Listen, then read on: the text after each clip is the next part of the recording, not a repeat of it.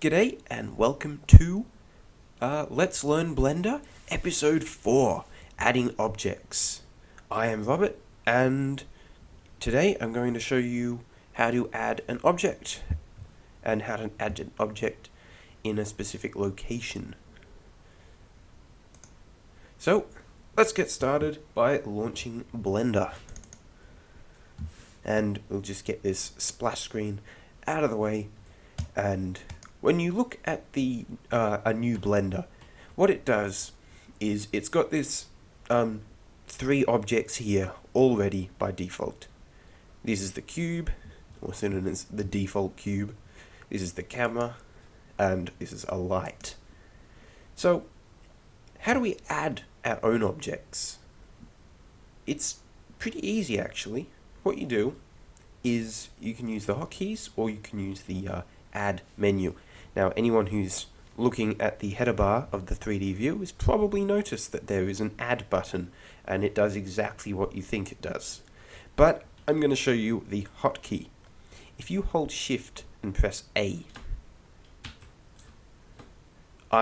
you will see that you have this add menu and you can add meshes, curves, surface, metaballs, text, armatures, all sorts of good stuff, lamps and cameras and force fields, which are really fun to play with, and we'll definitely show you that later on, and you can try it out now if you can figure it out. So what we're going to focus on today is only meshes, and I'm only going to show two meshes, and I encourage you to try every single one out and play with them all. So let's start by adding a cube. There we go. We have added a cube. And you will notice that this cube has been added exactly in the same location as the other cube. Why is that? Well, if you remember in the selecting episode when we left-clicked and moved this 3D cursor around, and in fact, I'm going to delete this cube. So if you press X, it gives you this confirmation thing, and then I click delete. He's gone. There's still a cube there, of course, but anyway, as I was saying, this 3D cursor thing is where objects get added. So if I go Shift A with the 3D cursor over there, and this time I'm going to add a UV sphere, you'll see the UV sphere has been added over there. Now my view is pivoting around the cube still, so I'm actually going to frame up on the sphere. And there you have it. Okay, the next thing I want to show you is that down here in the bottom left corner of this thing, which is called the tool panel, I believe, down here it says add UV sphere. Now what this little panel over here is, and I'm actually going to expand it out and bring it up so we can see the whole thing, is the last action panel. And it shows the last action that you've done. That's important. But what it lets you do is after I've added the sphere, I can change the options for the sphere. I can reduce how many segments it has. I can increase how many segments it has. I can reduce the rings, which are the horizontal rings, or I can increase them. I can change its size, and I can check this little view, align to view, which will make it point at wherever my view happens to be, which can be handy, although I've never personally used it.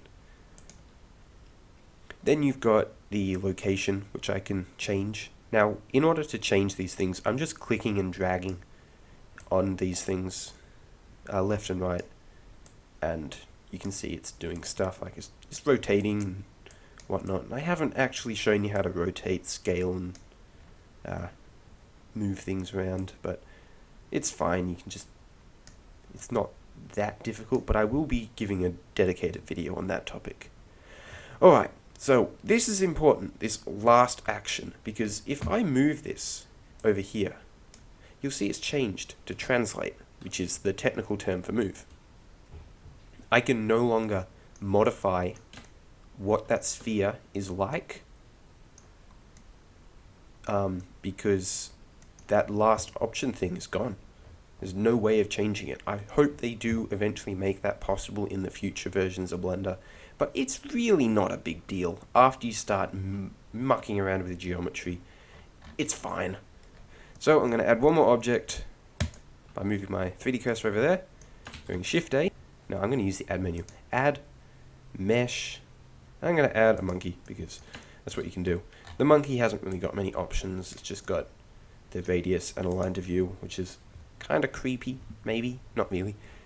Yeah, okay, so what I want you to do as a homework, and I haven't done these before, but what I want you to do is I want you to add every single one of these mesh objects and play around with the settings.